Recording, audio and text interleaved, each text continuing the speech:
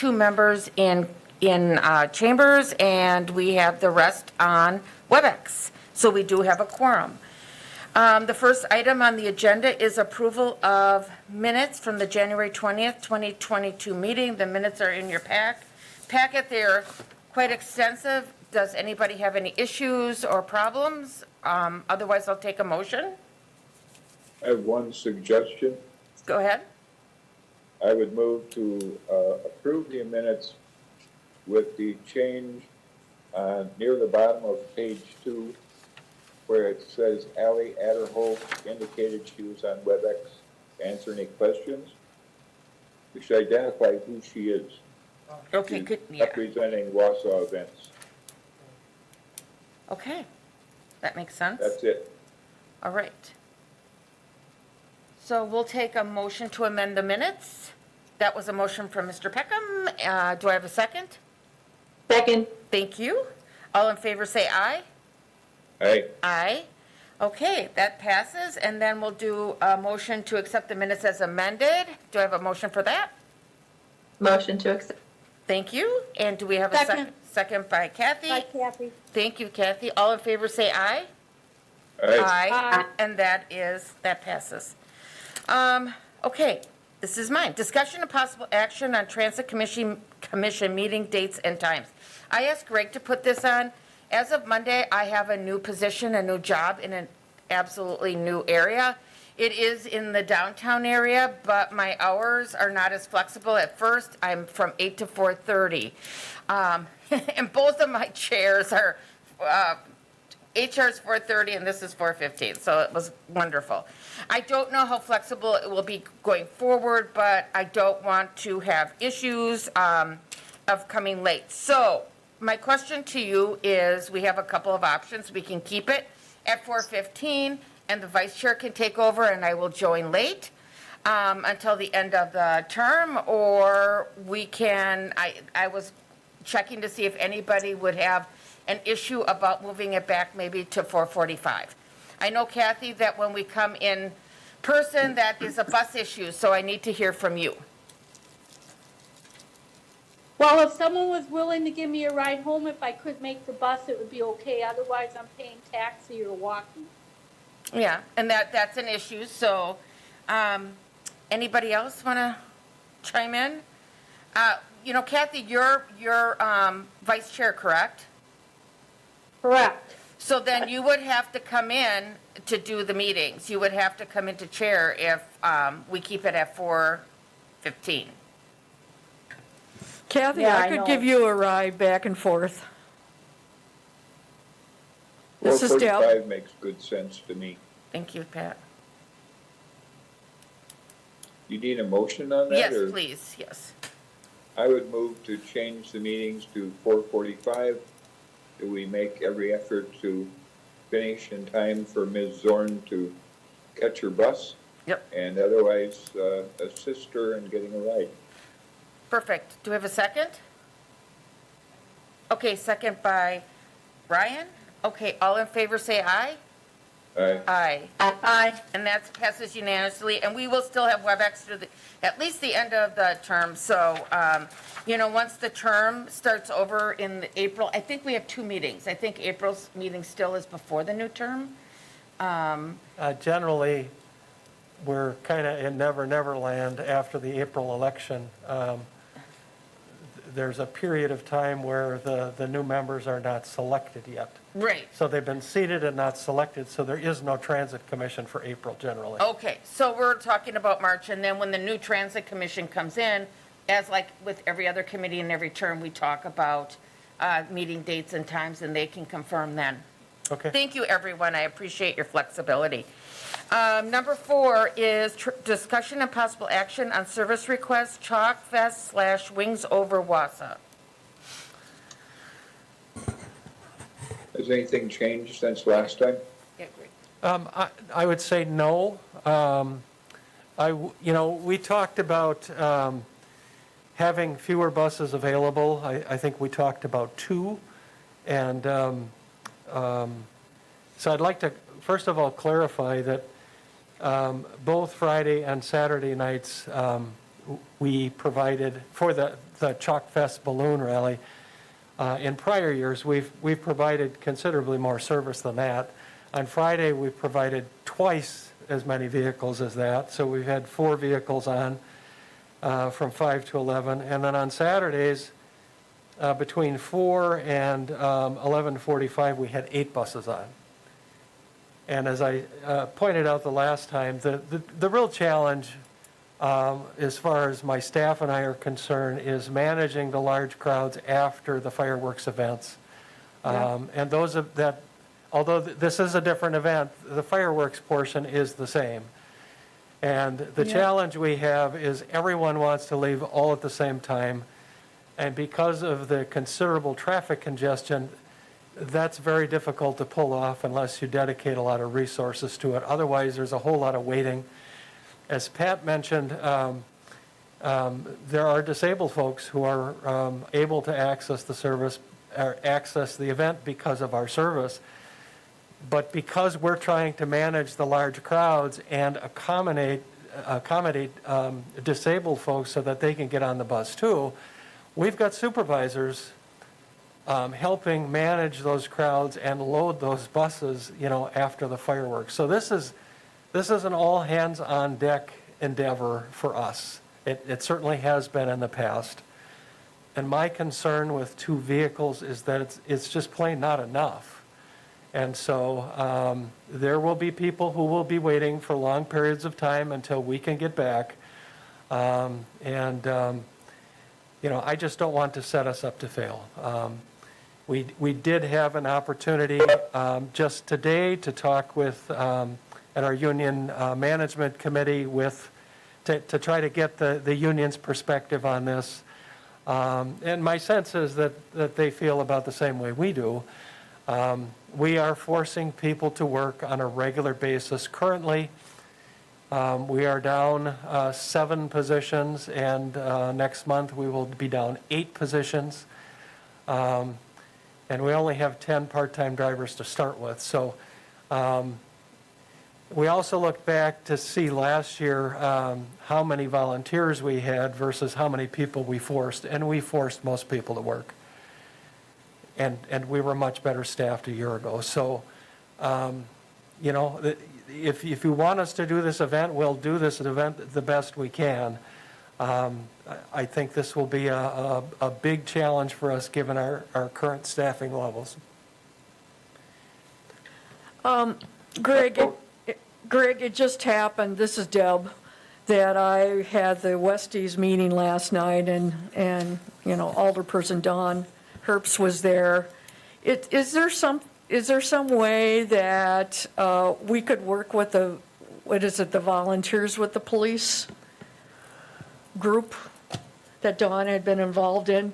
Couldn't they actually help you with the traffic control, or helping load that, so that that takes away those responsibilities from the drivers, and make this more of the city helping in various ways of handling the crowds?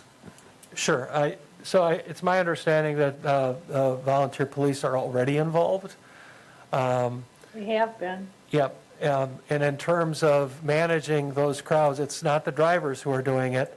The drivers are driving. It's my staff who is doing that. We're kind of sorting out the crowd, making sure that disabled folks have equal access, and all of those things. Do we need to maybe have some other people from the event as volunteers that could help in that regard? Or recruit other volunteers? I guess when I lived down in Kenosha County, I was involved at the Bong Rec area, where we had some special events, candlelit ski hikes and skiing and that kind of thing, and that we had different people that would take in different groups and kind of watch over them as such, and so that your staff can focus on the buses related. Right, and that's fine. Loading is just a part of what we do there. That's my staff's function. My bigger concern has to do with the numbers of people and the amount of equipment necessary to move those people in an efficient fashion. And I don't think that 2 is nearly enough. And that's my biggest concern. This is Kathy. I've used it before, and 2 buses are not enough, and I feel it will give Metro Ride a bad rap if we only have 2 buses. It won't come back to the Wausau area events, it will come to Metro Ride. And I'm concerned about the staff already having to work many hours and adding this on top of another thing. Okay. Pat, you had a comment? Yes, my motion last time was to offer 3 buses. Ms. 3 buses. Adderholt indicated she thought that we could get by with that number. I don't know if that, how educated a guess that was or not. I'm with Kathy and Greg that 2 would be too few, but I think 3 would show that we feel a community responsibility to help.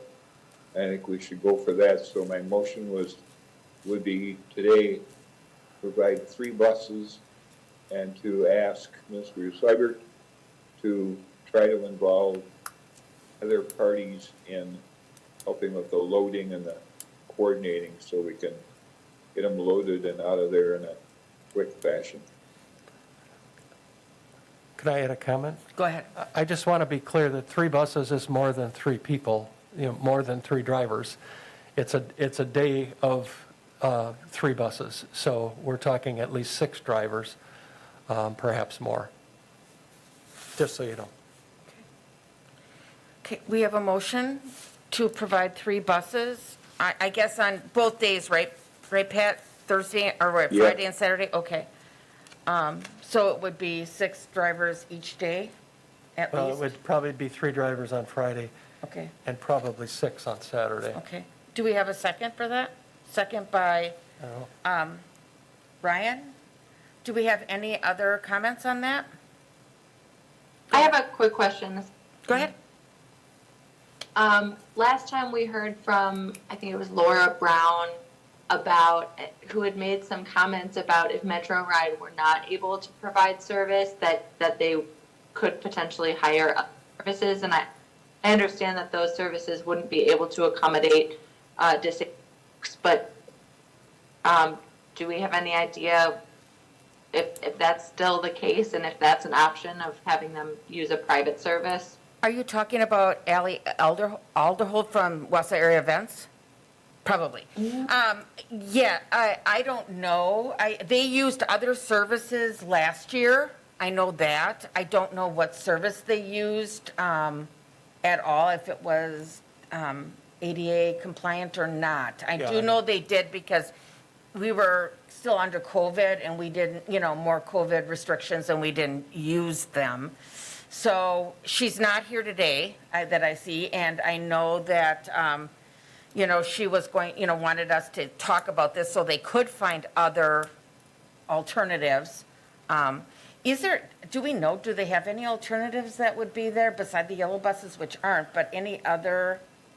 Well, my guess would be that the only provider with enough equipment would be First Student or Lamers with Yellow Bus. Okay. So, I yeah, think perhaps, go ahead, Pat. yeah. Thank you. We're not doing the raise your hand thing, so I don't know when to jump in, but I think if this passes, it would be prudent for Mr. Seibert to contact Ms. Adderholt and say, okay, we're going to go with 3, and if you feel that there should be more, feel free to augment our handicapped accessible buses with some regular school bus type vehicles or whatever you want to do. But maybe that's the key, is to have us there and additional commercial vehicles. But that would be their call. They wanted to add those. Yeah, go ahead, Jen. I was going to suggest that kind of what Pat just touched on, although now I'm wondering if there might be some sort of concern about both the optics and the reality of having disabled folks wait longer than others is also not a good look. You know, if someone who needs a wheelchair is waiting for a bus and a bus arrives and says, sorry, we can't take you, your bus comes in half an hour. That's either I don't have a solution for that, but that's just a concern. Yeah, I agree. My concern is all of that. I too, like Kathy, rode those buses for a couple of years during that fireworks.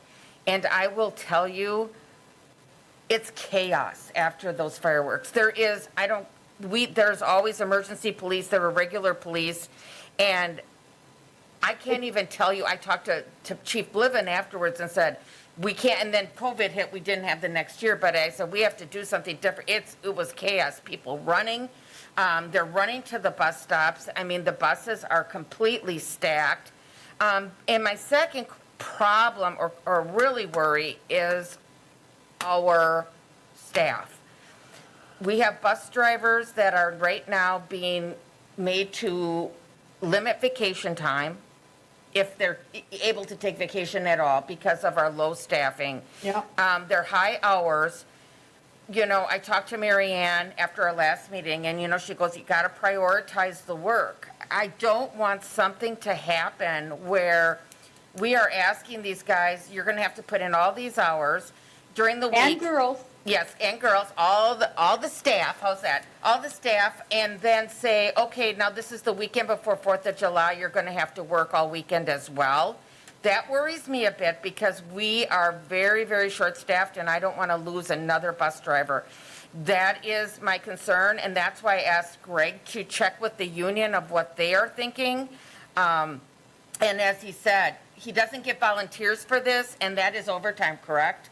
So that's already been offered, it's just they don't want to do it, and then we make them. And there's optics there, and I don't, you know, we're trying to get more bus drivers in. I too use the bus, so I understand, and I feel it's an important way for the city to participate. But heck, we are just, now we're what, seven or 8 people down? We're down 7, it'll be 8 next month. 8 people down next month. Yes. I'm just concerned, and that's just my own concern, and even with the lower buses, we're making how many, would it be, 6, 7, 8, 9, 10 people work?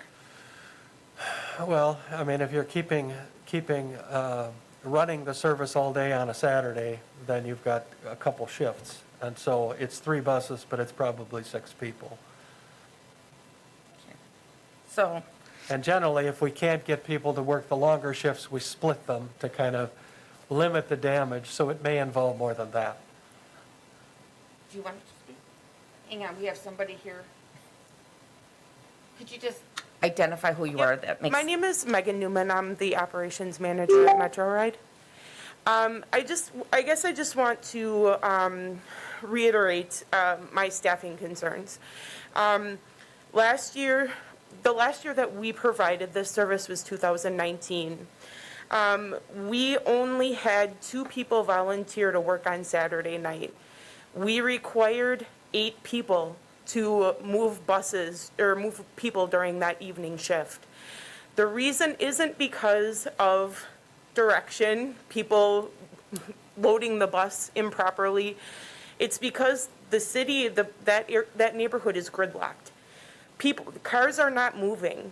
So we have to get extra buses on in order to inch around so that people aren't waiting an hour getting through that neighborhood. It doesn't really have to do with, and now with the shortness of staff, we're going to have a total of, I believe, 16 drivers after this retirement. So it could be potentially that we're forcing the majority of our staff to work on that weekend. It's a concern for me. Thank you. Thank you. Pat, you had your hand up? Yeah, I was wondering if Greg could tell us what he's proposing for hours of operation on Saturday.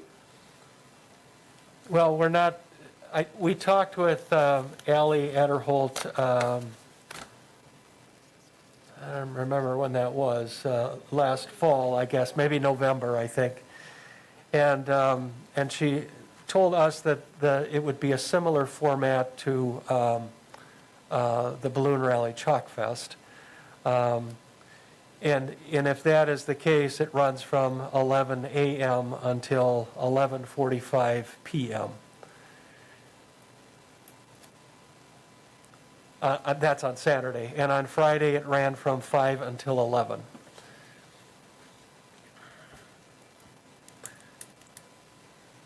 Thank you.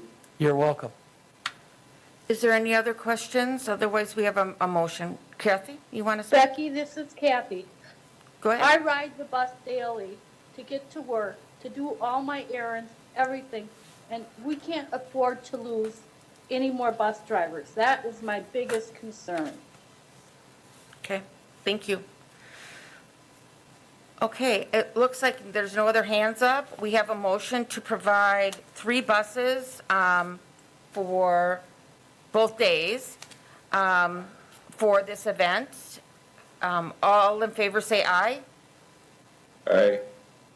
Okay, all opposed? I'm no. Anybody else? I can't see. I'm no. Okay, Also no. okay. So that is a 2 to 3. That has failed.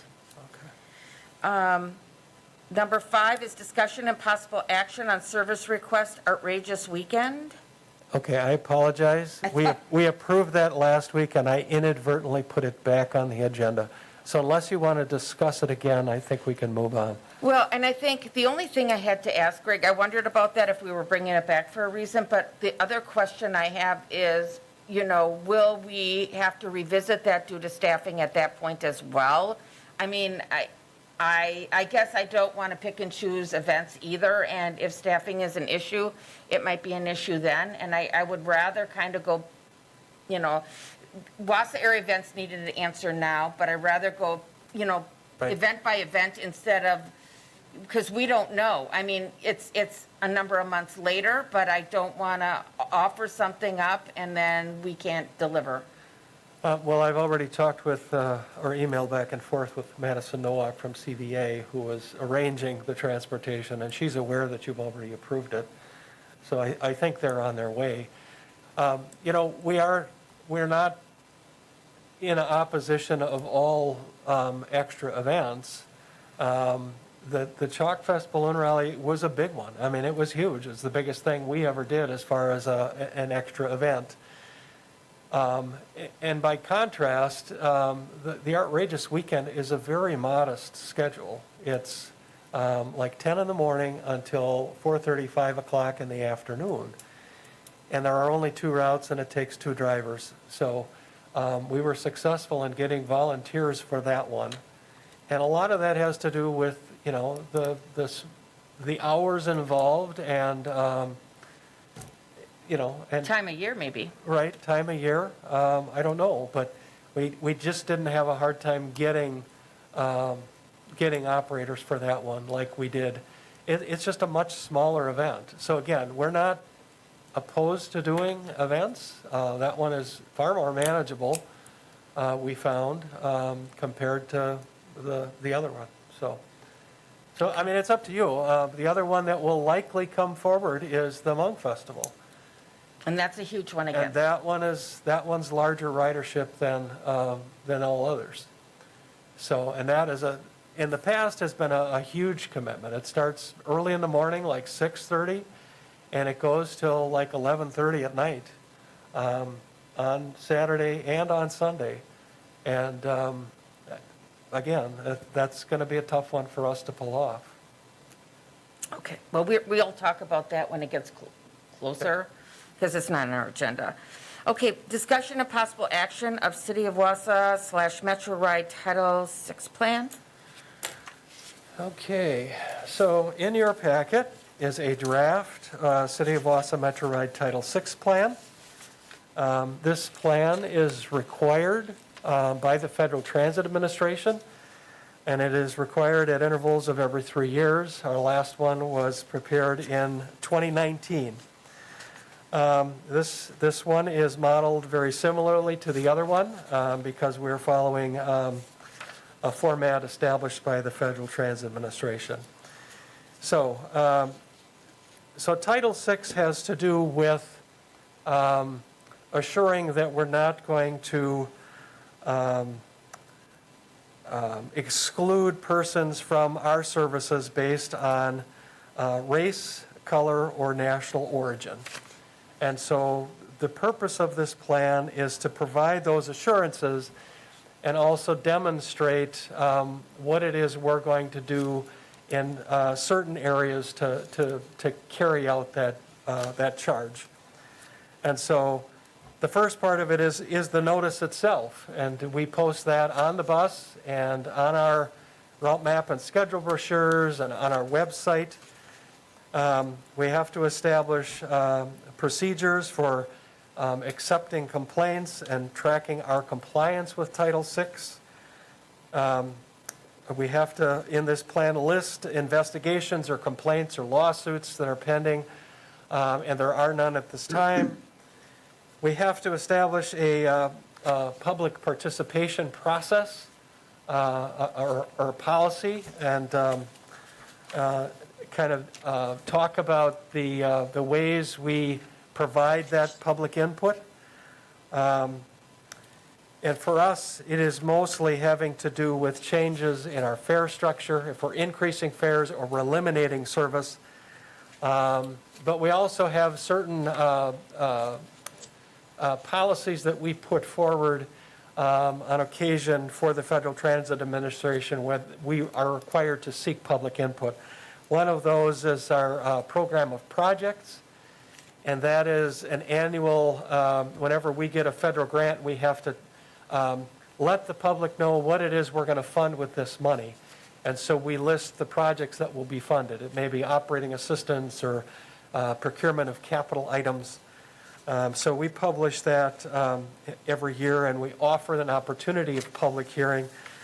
Generally, we don't have folks coming forward to request one, but we go through the process anyway. We have to provide a language assistance to those that meet certain criteria. So we have to identify with census data non-English speakers, and then based on the criteria set by the FTA, we establish a plan as to how we're going to address that. We have to evaluate the racial composition on non-elected boards. This body is the only board that oversees public transit, and it is considered, because we have council persons, it is not considered a non-elected committee in the eyes of the FTA. We have to provide subrecipient oversight, and that means if we are passing money through to a subrecipient, we would have to oversee their compliance with Title VI. We don't currently have any subrecipients. And then we have to monitor Title VI monitoring. We have to establish monitoring procedures, and I have an appendix for that. And then we have to do an environmental justice assessment and a Title VI monitoring report, all of which are attached to this document. So I'm not going to thumb through the entire document unless you'd like me to. I'll get to the kind of the meat of the document. So if you look at page 8, which is Appendix D, there's a limited English proficiency, good grief, an LEP plan, limited English proficiency plan. And so what we do is we use census data and we identify minority populations, and then we look at those who are having difficulty speaking English. And the census puts them in a category as speaking English less than very well. And so if you look at page 9, we've identified the total LEP population in our service area, and that's 4% of population. And then it's broken down by race. And so the largest LEP population is Asian, and I interpret that to be Southeast Asian or Hmong. That is 3.3% of the total population, or 1,187 persons. And then there are smaller LEP populations. Spanish speakers is about 0.6%. Other Indo-European language is 0.2%. And then there are a handful of other languages. So we have to provide assistance, language assistance services to those who meet what's called a safe harbor position. Safe harbor, those in the safe harbor category would get oral or written materials upon request. And so in terms of who in our service area meets that safe harbor provision, it would be only Hmong, the Asian category. And we do not meet it in terms of percentage because it doesn't exceed 5%. We meet it in terms of persons. If it's over 1,000 persons, we have to address their needs. And as I said, the non-English speakers among that Asian category is 1187. So further into this document, on item 3, the language access implementation plan, I talk about how we're going to administer those services. It identifies me as the coordinator of that. It talks about how staff will be trained and they will have materials available to them. And then it talks specifically about what it is we're going to do for verbal assistance and for written assistance. And so we've identified the Hmong Americans Association for verbal translation. So if we have someone who shows up at our office and needs assistance verbally, we can call the Hmong American Center and we can put them on speakerphone and they can provide us that assistance. At least that's the plan. It has never occurred, for your information. And as far as written materials, we've identified a supplier of written materials. We've had very good luck with a firm out of the Minneapolis area called the Language Bank. They have been very responsive and timely, and we've had really good luck with them. We've tried a number of local firms, and they're not nearly as responsive, and they're far more expensive. Specifically, what is it that we are going to translate? Our route map and schedule pieces. We have an express route guide and a route map and schedule. And so for the first time this past year, we translated both of those pieces into Hmong. Additionally, since we had good luck with the Language Bank, we had them translated into Spanish as well. And although we didn't publish those in a printed fashion, we have put the electronic versions on our website. And then I've listed a number of other documents, some of which we already, like the paratransit user guide is already translated in Hmong, but there are a number of other documents, the complaint process, or the complaint form, paratransit application, our civil rights complaint procedures, our ADA Title II policy and accommodation request form, and our ADA complaint form, which is actually a city form, so we'll have that translated as well. So that's our LEP plan. We've also established monitoring procedures, and we did that in 2019. I've included them as an appendix here. I'm not proposing to change them, but I'm referencing them in the document, so I've attached them as an appendix. And basically what monitoring procedures do is, we look at our level of service, the quality of service we provide, and we make sure that we're providing the same levels of service across the board to all populations. The next appendix is Appendix F, which is our environmental assessment.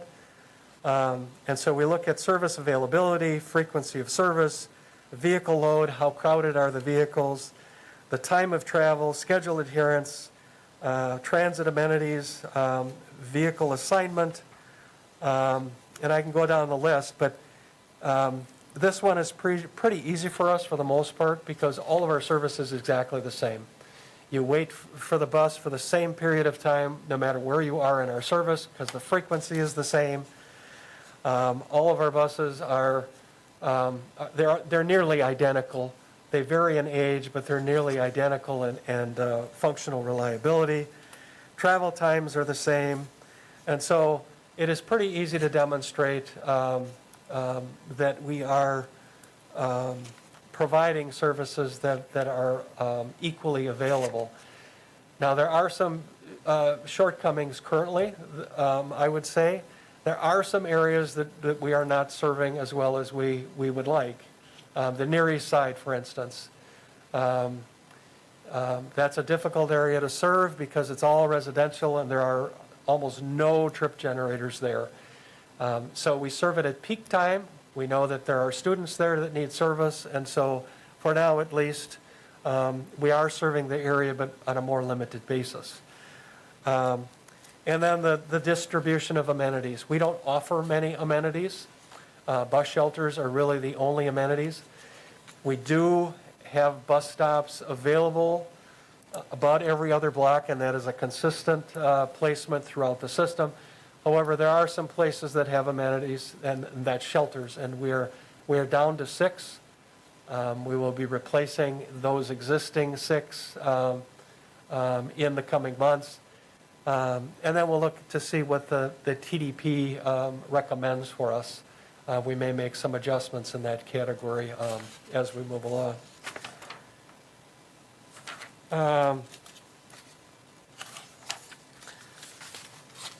The next exhibit is kind of analyzes by census information areas of our community and the racial makeup of each of the census tracts. And then we use this information and we determine if more than a third of each route travels through these census tracts. And if that is the case, it is considered a minority route. And all of ours do, because all of our routes travel through the downtown, and our largest minority population is in and around the downtown area. We also look at, every 3 years, we analyze all of our complaints by year.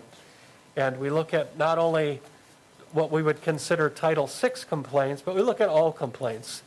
And the vast majority of complaints are related to the driver, its driver performance. We boil some of those down, and it's maybe not the driver, he's carrying out our policy, and then it's they disagree with our operating policy. So this exhibit looks at, the bus climate, is the bus clean? Is the climate on the bus acceptable? Operating policies, which they may or may not like, and so on. And so the purpose of doing this is to take a look by route. Are there specific routes that are generating complaints? And are those complaints related to the equity of our service? Are they inequitably distributed? And if so, we would analyze that and determine what we need to do to address that. We had a total of 6 complaints that I would consider Title VI related. They are, again, but the bus climate, the operating policies, and that's it.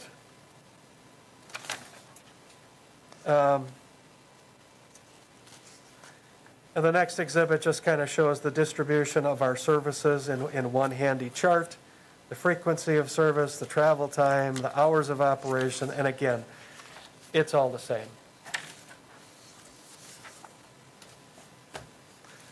Exhibit G is our public input policy. And again, we do public input for prescribed purposes required by the FTA, and that is for reducing service and for increasing the fare. Our policy does a little more than that. For instance, if we were to operate a regular route on a new stretch of street, we have a public hearing because we know that the neighbors get excited. So, you know, we want to dot our i's and cross our t's and allow for that public input. Because in all likelihood, you're going to get it anyway. And our last public input was for the fare increase before January of 2020. We raised pre-sold fares, and we had a couple public hearings for that. This policy was adopted in 2017, and it has not changed, but I've attached it as a point of reference. And then the last attachment here, Appendix H, that's our service standards and policies. And that's where we lay out,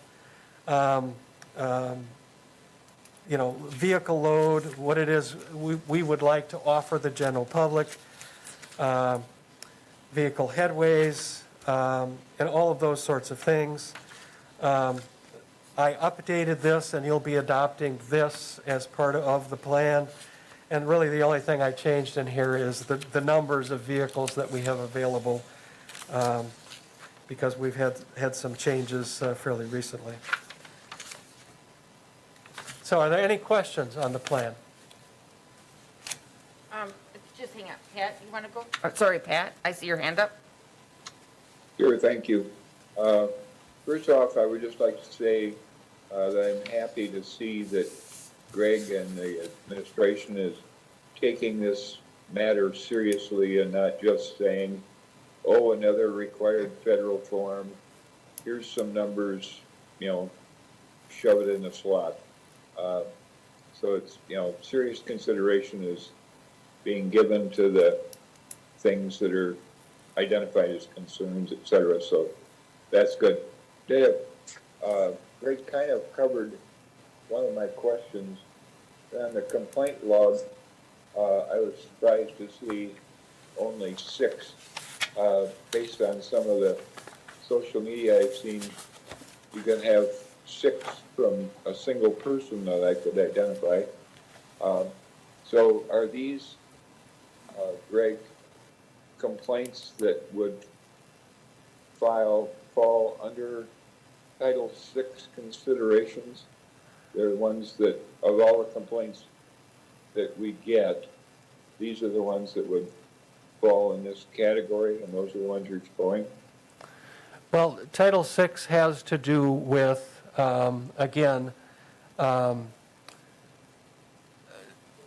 equitable distribution of your service, and the Title VI complaints would have to do with race, color, and so on. And so, although we get complaints like you're referring to, those are not Title VI complaints. We did have, for instance, during our backdoor loading, we had some complaints that related to not having access to the ADA features in the front of the bus. Okay, so that would be an ADA complaint. That's not a Title VI complaint. Title VI has to do... a different category. Correct. Okay. Then I had a second question. On page 22, a little earlier, there's a little chart that shows that we have 40-foot buses, 35-foot buses, and 29-foot buses. Then on the bottom of 22,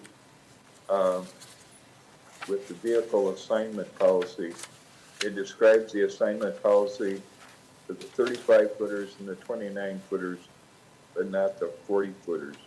I'm wondering if they should be included and if those are the ones that are used on the express routes. You are very astute. So we are in process of changing, and I didn't catch the most recent change. I wrote this, in fact, before we disposed of our 40-foot buses. So this chart should be updated before I submit it in final form. That's a good catch. Okay, thank you. Debbie, you Oh, thank you, Becky. Greg, you were referencing some little tables here, like Table 1 on page 9, that indicates from the Census Bureau, but we did have a new census in 2020, so for the new decade. So I would think there's more current information that's available out there if you check with the Census Bureau. Well, I did check with the census website, and if you're looking for specific information like language or distribution of population, the latest is the data that I'm using. Okay. I looked the first time, I went back a second time to look, and the 2020 data does not show up. Now, perhaps Andy has access to other data. I know his map is on the 2020 census, but I don't know that the breakdown I need for this is available. Perhaps Andy. This is Andy Lynch, I can help answer that question. Go ahead. Yes, so for population distribution, that is, from a current census, but the 2020 census did not ask a lot of questions that previous census did ask, such as income, household income, and a lot of the other detailed questions. It was actually very short. So for a lot of that, we've had to go back to relying on the ACS version or more statistical version of which is a different product that the Census Bureau puts out. So that's the reason for the discrepancy of that. Kind of caught me off guard too, but that's just how they designed the 2020 census. Well, thank you for mentioning that, and I guess that's something that the Trump administration did, and, now I kind of regret. The other concerns I have, and so I'm hoping this is still going to be a work in progress at this point, is that because of complaints that were, and concerns about how we were handling people coming on board during COVID, we had, I thought, had changed, and, the mayor had directed Tony Vanderbloom in HR to be taking those complaints. And I still regularly get some complaints emailed to me. So are we still continuing to do that? I mean, in a way, I see it's some checks and balances here. So if our policy is still in place, I think we need to update that section of the information. That is not currently in place. At some point, we worked through the glut of complaints we got, and we did work with HR, and at some point, HR said, this is not, you are handling these complaints appropriately. I see no reason for HR to be involved in the process, and so it was turned back to us. And frankly, we were able to get to the bottom of a number of complaints that proved to be false, and we provided video footage accordingly. And so not all complaints we receive are as presented. Well, I understand that, Greg. Yep. I do understand that it's perceptions or expectations beyond your control. So I do understand that, but I did receive, it seemed like over 100 pages or more, and then forwarded that on. Yep. And I guess I don't recall Tony ever informing the alders of that transition. So I guess maybe I missed it somehow, but something like that the mayor had directed Tony to do, I guess I'm surprised to hear it was dropped. But Well, if I could, I think the point of having HR involved was to ensure that we were adequately investigating. We wanted to make sure of the integrity of our process. And I think once that was assured, their involvement was felt to be no longer necessary. I would also say that, you know, we continue to get complaints of the same nature from the very same people, and they're not specific to a new incident that occurred. It's kind of a retelling in general terms of, you know, the same grievances over and over and over. And those are much more difficult for us to deal with. Is that a new complaint? I don't know. It sounds like an old complaint. It's certainly not specific with a time or a date or a driver or a route or anything like that. And so we have a much more difficult time dealing with those. But for any other complaint where we have actionable information, information that allows us to follow up and take a look at video and all of those things, we do. Okay, the other point I wanted to make is about the public input. And I do realize with some of the concerns some of the riders have, and then I know, you know, that this is an option for a lot of our disabled riders that and that don't have the means to get here easily, may be scared of coming and being on camera, that I do think we need to do some outreach. In what degree or how much, I guess I'm not totally sure, but I do feel like, say, with Riverview Towers as 149 units of Section 8 housing, that it might be helpful to set up some type of meeting and get some feedback, or have some way to have some suggestion boxes. People want to do that. I know that we do have housing across from NTC of other people with disabilities. And then we also do have within NTC, the Disability Center, dealing with people that are visually and hearing impaired.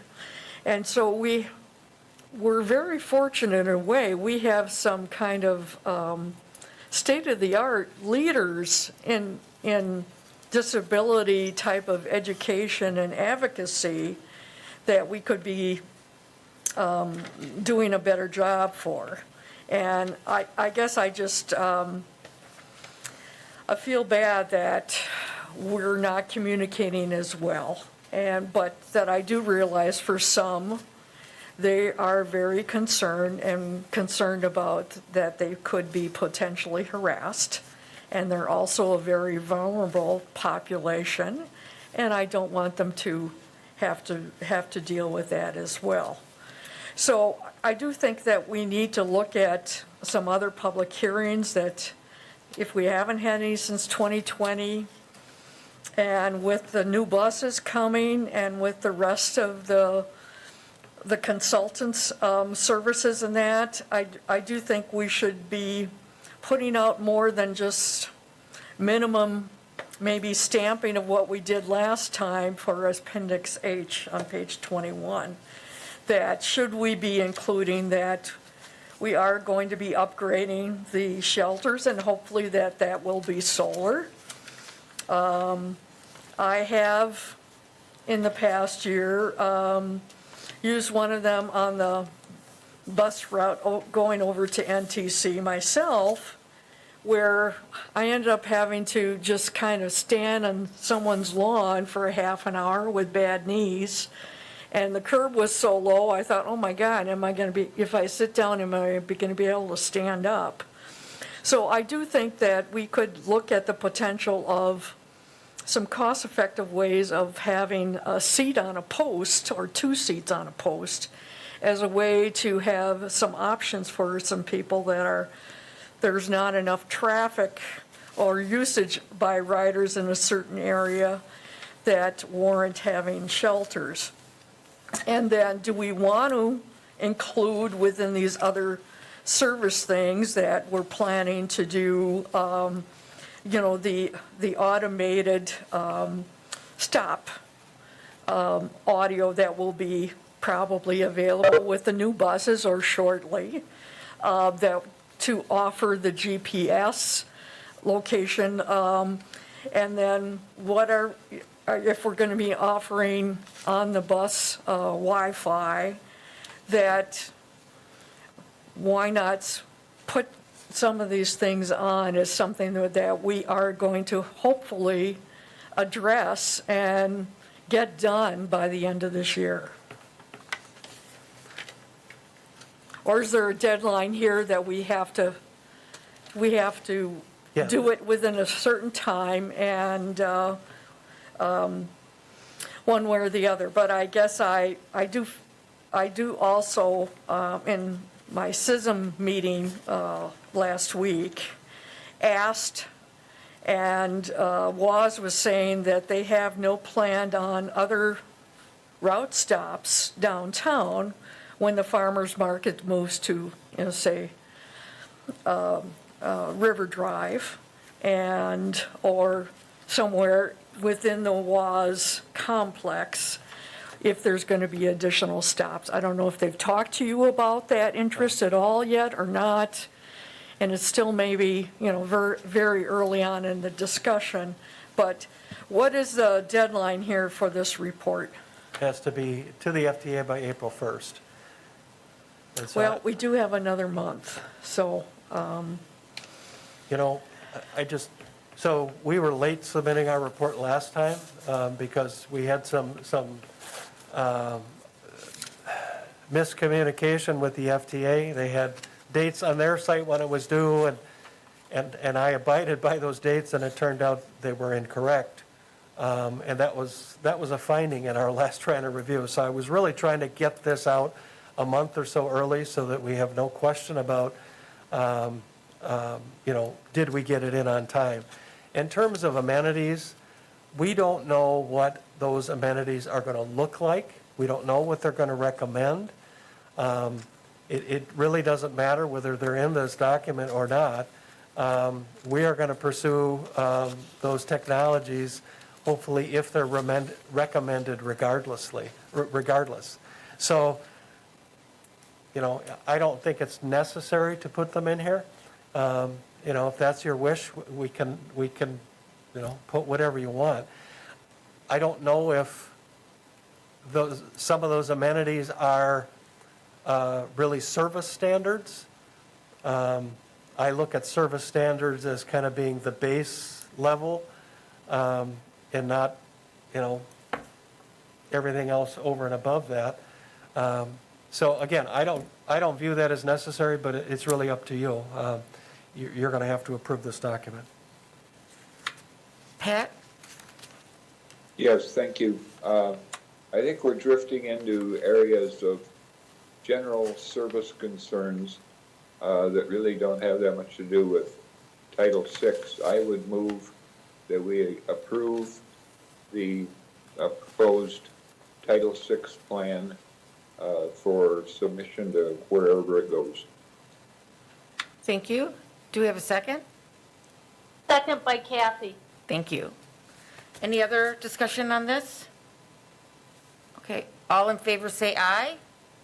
Aye. Aye. All opposed? Aye. Okay, so that passes 4-1. Thank you.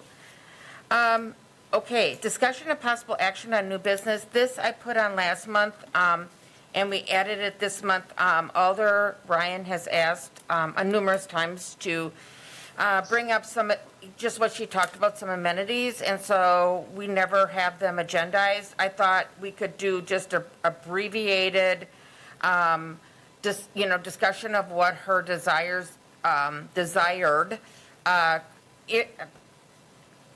things are that she would like to talk about, and we can have a consensus if we would like it on a future agenda. Thanks.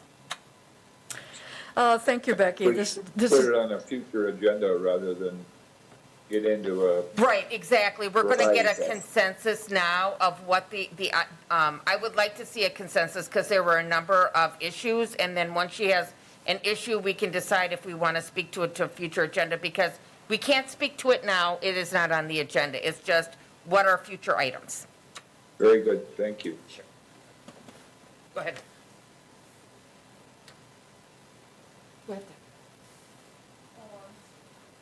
I'm sorry.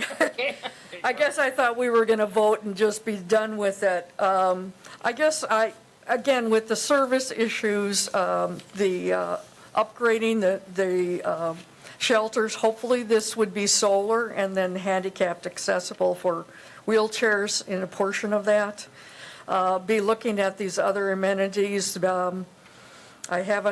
I haven't ridden the bus for a few months, but when I did ride the bus out to the healthcare center and the nursing home, there were no announcements being made, and I happened to be going to the nursing home to visit my neighbor, and I wasn't sure where the bus stops were or where to stop. And so having the automatic setup that I think it's once we have the newer buses and do the GPS with that they can automate that. And they could even probably do that bilingual as well. Also looking at other additional stops and how to clean them. And just driving around town in the last few days, I noticed a number of people that are standing in snowbanks, waiting for their bus stop. And should we be looking at, small concrete pads for where people are waiting on the different boulevards so they're not waiting in snowbanks all the time, and see if there's some other type of seating available. I also think we could get a lot of more helpful information because we have such a stellar, well-known, highly thought of NTC Disability Center of people from all over the state coming here because of its good reputation. And they are out and about with those students or clients they're training, so that I think we could use that information to enhance our services, look at some type of sensitivity training for staff about how when working with people with disabilities and the disabled. But I think the key point I'm hoping we can start discussing, hopefully in the next month or so, is that I inadvertently heard that Greg is maybe planning to retire by the end of the year. I mean, I'm not asking him that. But I do think because of his being in his position for so long, 40 years, you said, Greg? Almost. Okay. That we need as a commission to start early to look at his replacement, doing potentially a national search, and then cross-training. So I do think we need to kind of start looking early with that transition. Thank you. I have just a question. I don't know, does the Transit Commission have authority to do that, or is that outside of our authority to look for, to start any, to hire? I don't think we are. I'm looking at the Becky, mayor. I don't know. Go ahead, Kathy. I don't think that is part of the Transit Commission. That is HR in the city of Wausau, I think. Yeah, Madam Chair? Hang on, Pat. Madam Chair? Yes? Yeah, I'm sorry, but a friend just brought in dinner. I'm gonna have to check out. I leave this in your able hands. Thank you. Enjoy your dinner. Thank you. Okay, go ahead. I can't be sure. I don't have the handbook in front of me. But sometimes what happens here is, we take ownership over the process. And when I say we, I mean me, HR, probably a hiring committee. And then it might be that this body approves or appoints, but I can't be sure. But it's definitely led by our city HR. Okay. And we don't want to get in the weeds because it's not on our agenda. So I guess if there is a hiring committee, maybe somebody from this commission could be a part of that. That might be a part of it as well. So let's get back to the new business for next time. Alderaan, what is, I know that you talk about the shelters quite a bit. I would think that would be one of the number one things you would like to speak to? Yes, I had thought the county approved that to be installed last fall. Okay. So can we come to a consensus? I don't even think we need to vote as long as nobody says no. If we did on additional shelters, it's going to be a little tough because we don't know what the stops are going to be because we're in the middle of that TDP. Okay, so the shelters that are in the works are through 8521 funding. And Andy and I have been talking about that project, and they are preparing procurement documents currently. And so that plan is to replace all 6 existing shelters with ADA accessible shelters. New shelters have to be ADA accessible.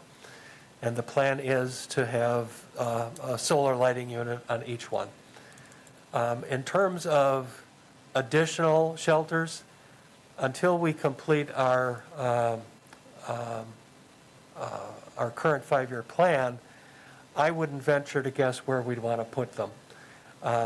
We are looking at initial proposals that consider consolidation of routes. And so that will mean that there are some segments of routes that may not exist anymore as bus routes. And so before we get too far ahead of ourselves and talk about placing new shelters, let's figure out where our routes are going to go. And then we can take a look at, how we want to use CARES money or whatever to try to pursue more amenities. The other thing I would point out is that, bus shelters are generally placed on, almost always placed on someone else's property, private property. And so as much as we'd like to disperse them, we are pretty selective about it because we would like to place it, for instance, in a campus setting where they agree that they are going to maintain them. Our weakest link with regard to a shelter is maintaining them and having enough labor available to do that. And that is what has held us back in terms of the number of shelters. We've actually reduced shelters over the years because we didn't have enough staff or other resources to maintain them. So we do have a bus stop amenities policy. And if you'd like to take a look at that policy so that we can discuss, placement of amenities in a broader outlook, I would like you to start there. Okay. We've established usage standards that would cause us to take a look at a location. We can't just place them all over and maintain them, and there have to be standards. We've already established that policy, so maybe we should take a look at it again. Greg, does that policy do anything besides the bus shelters, amenities? Because she brought up the announcements or automatic announcements. Would that be considered an amenity as well? Well, in terms of announcements, that is required by the ADA. It's something we teach. It's something we instruct. We coach.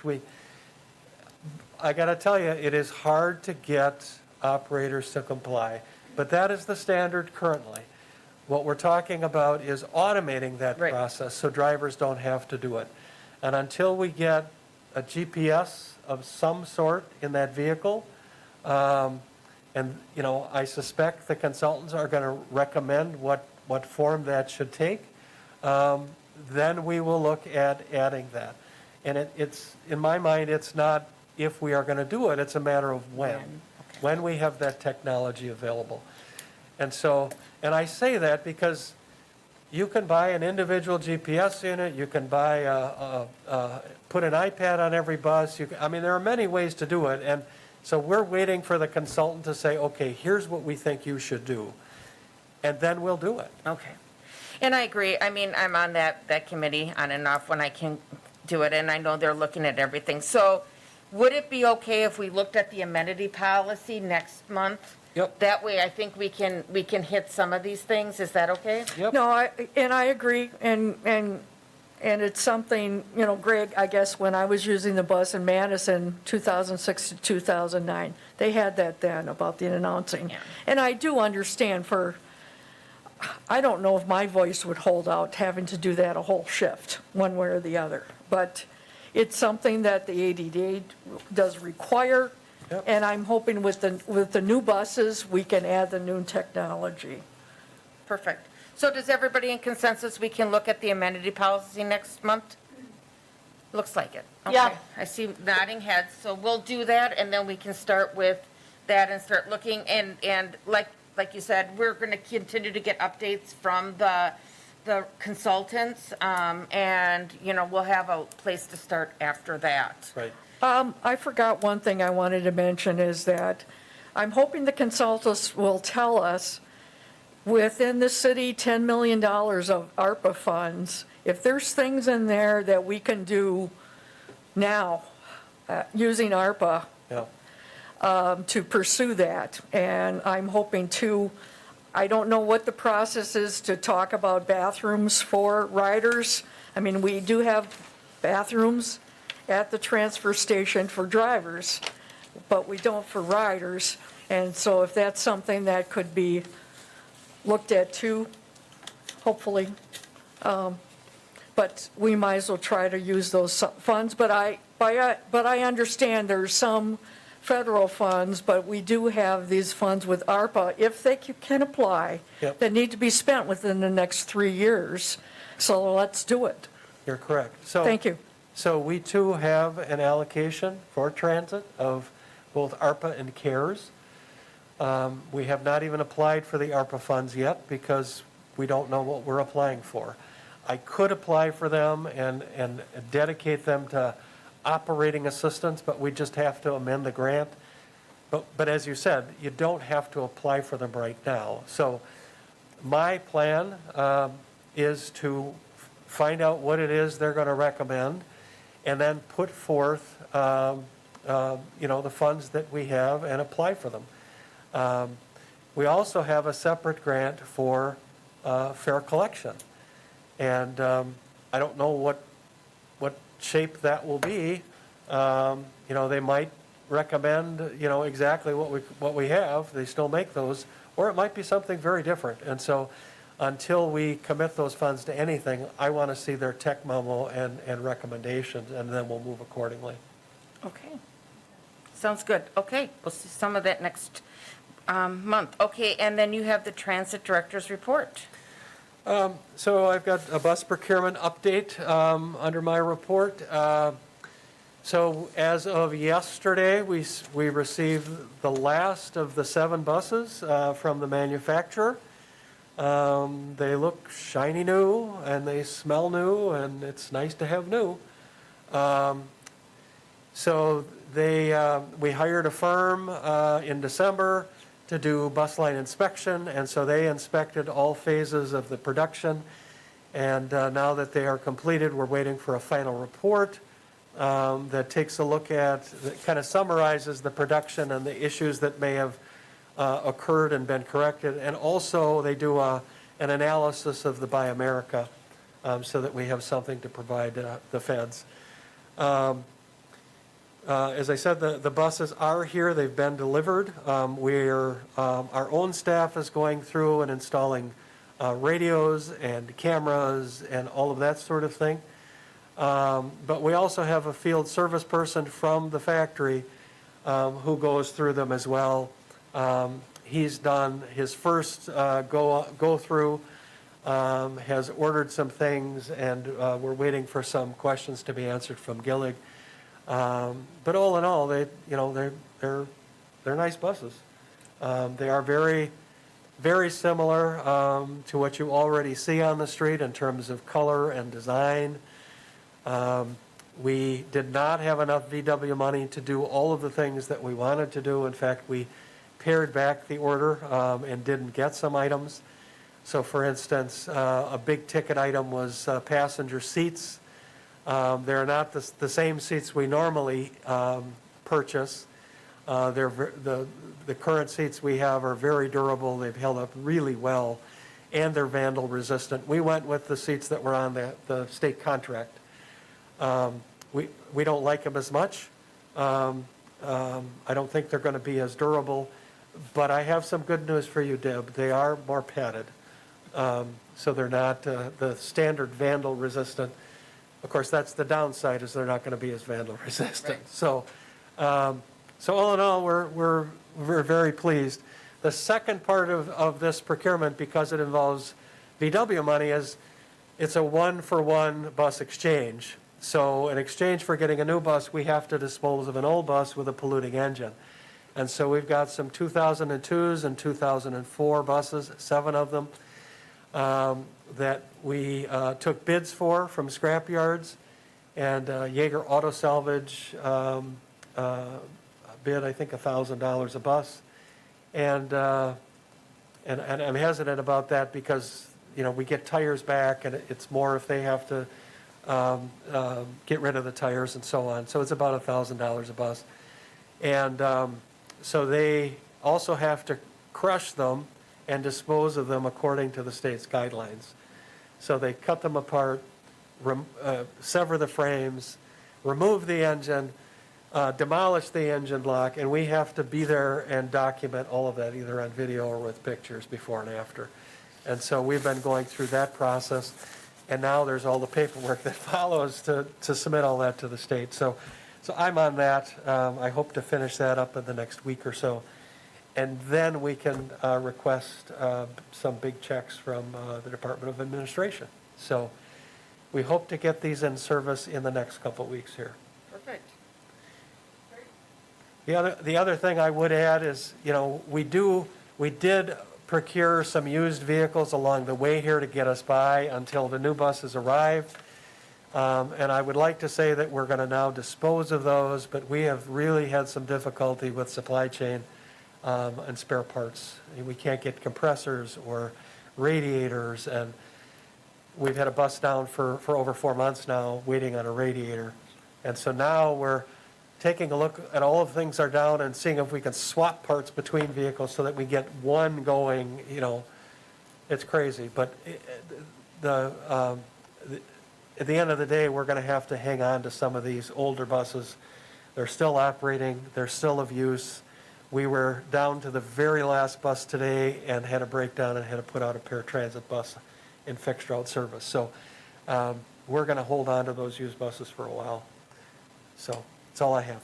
Okay, well, with that, we are, sorry, any questions on that, or? Can I just ask Greg a question? Go ahead. Greg, this is Kathy. Are you gonna do a press release saying something like in the city newsletter or something about the new buses? We are going to do something. I just haven't decided what it is. Okay. I envision the mayor with a big pair of scissors at the transit center, but we'll refine that idea and see what we come up with. And the other question is with the Wausau being 125 years old, correct, for the celebration? 150. 150. 150, okay. We aged just like that. Yep. Just a thought down the road. I don't know if it would be okay with the mayor or not, but is there any way we could tie transit into this celebration somehow? Like an article on the history of transit in the newsletter? Yeah. She's shaking her head yes. That's So a if great- you have any ideas, why don't you throw them to her and Greg, okay? Okay. That's a great idea. Any way we can promote the history of transit in this community and the value? Yep. Perfect. My 2 Great idea. cents. Great idea. Thank you. Okay, with that, I think I'll take a motion to adjourn. Just one Oh, quick go thing. ahead. Can we just make sure that the website gets updated with the new meeting time? It still says 1 p.m. Oh, for it does. goodness sakes. Greg, I'm on it. he's on it, and I'll watch now. I apologize. That's been a couple years, Greg. Well, we go through the site regularly between Julie and Isn't I. that funny? I don't know how we missed that. Okay, well, thank you. Thank you. That will be updated, I'm sure, soon. All right. It does the link to the calendar's right there, so you, Yeah. you can Yep. just see, so. Thanks. Okay, well, now we can adjourn. I make a motion to adjourn. Thank you, Kathy. thank you. Second. Okay, we are adjourned. Thank you, everyone. Bye-bye.